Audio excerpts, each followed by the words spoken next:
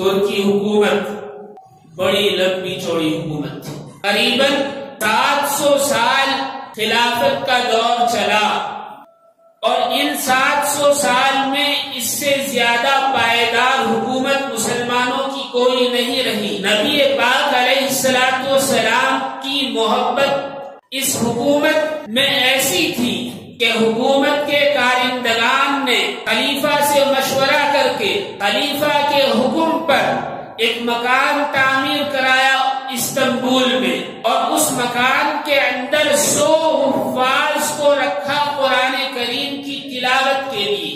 8 گھنٹے وہ 100 حفاظ کرام قرآن کریم پڑھا کرتے۔ جب 8 گھنٹے پڑھ کر وہ تھک جاتے تو ان کی جگہ 100 حافظ اور آتے، اور وہ 100 حافظ ان کی جگہ بیٹھ کر قرآن کریم پڑھتے، اور پھر 8 گھنٹے جب ان کے پورے ہونے کے قریب آتے تو ان کے جانے سے پہلے پھر 100 حفاظ کرام وہاں آتے اور قرآن کریم کی تلاوت کرتے۔ نہ کوئی چھٹی، نہ کوئی تہوار کے موقع پر تعطل، بلکہ یہ سلسلہ 24 گھنٹے اور پورے مہینے، سال بھر، 2-4 سال نہیں بلکہ 335 سال تک 24 گھنٹے قرآن کریم کی تلاوت 100 حفاظ کرتے رہے، اور پھر اس کا ثواب جو کچھ تھا وہ نبی پاک علیہ السلام کو پہنچایا گیا۔ یہ ایسی حکومت تھی۔ خلافت بچانے کے لیے ہندوستانی علماء نے بہت جد و جہد کی اور اپنی قربانیاں دی، اپنا مال پیش کیا۔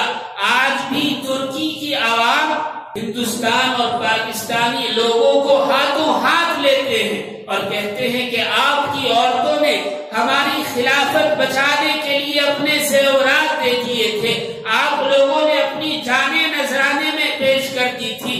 ہم یہ احسان نہیں بھول سکتے، ہم احسان فراموش قوم نہیں۔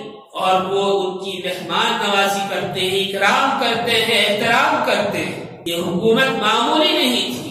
نبی پاک علیہ السلام کی مسجد نبوی کی تعمیر کے لیے جب کاریگر دنیا سے اکٹھے کیے گئے تو خلیفہ نے یعنی ترکی کے بادشاہ نے کہا، عام کاریگر سے اگر مسجد تعمیر کرا لی جائے تو یہ تو عام مسجدوں کی طرح تعمیر ہوگی۔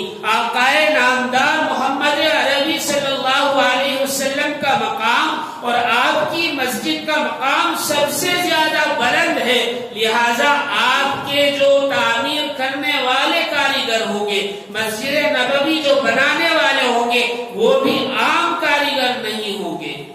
استنبول کے برابر میں ایک باقاعدہ بستی آباد کی گئی، سارے کاریگروں کو وہاں رکھا گیا اور ان کاریگروں سے کہا گیا کہ آپ اپنا فن اور جو کچھ آپ کو آتا ہے اپنی اولاد میں منتقل کر دیں، ان کو ماہر فن بنائیں۔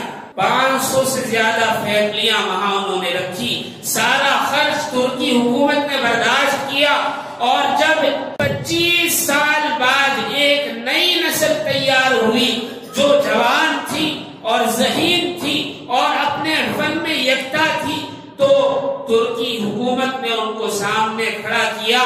پتا چلا کہ ہر کاریگر حافظ قرآن، عالم دین، باشرہ اور گھوڑ سوار ہے۔